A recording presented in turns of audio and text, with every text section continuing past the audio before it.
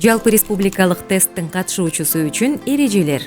ЖРТны ийгиликтүү тапшыруу үчүн тесттин эрежелерин сактоо керек. Эрежелер менен тестинг Chekit.kg сайтынан таанышып алсаңар болот. Тест учурунда сиздин жаныңызда эмнелер болушу керек? Тестке кирүү талону. Бул талонду сиз каттоодон өткөндөн кийин аласыз. Көк же кара түстөгү жакшы жазган калемсап.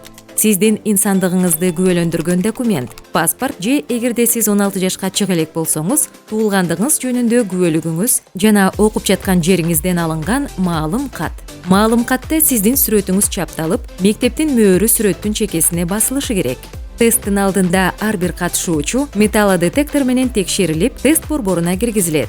Тест учурундагы эрежелердин сакталышын администраторлор байкап турушат. Эрежелерди сактоо силерге тестти тынч абалда тапшырып, тапшырмаларды чыгарууда болгон билимиңерди көрсөтүүгө шарт түзөт. Тестке кирүүгө уруксат алгандан кийин сизди аудиторияга чакырышат. Аудиторияга киргенде тапшырмаларды аткаруу үчүн сизге өзүнчө орун берилет. Тест китептерин жооп барагы менен черновикти дагы администраторлор беришет.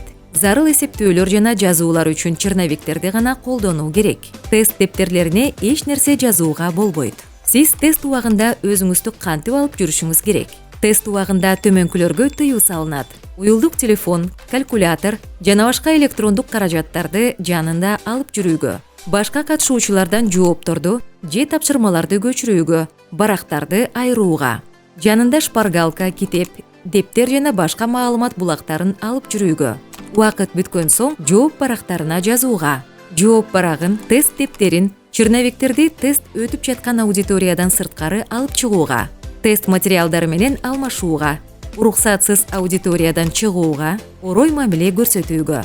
Эрежени биринчи жолу бузгандан кийин эскертүү катары жооп баракчаңызга крестик коюлат. Эгерде 3 жолу эскертүү алсаңыз, тесттен четтетилип, быйыл тестти тапшыруу укугунан ажырайсыз. Жооп баракчадагы крестиктер упайларды эсептөөдө эч кандай таасирин тийгизбейт.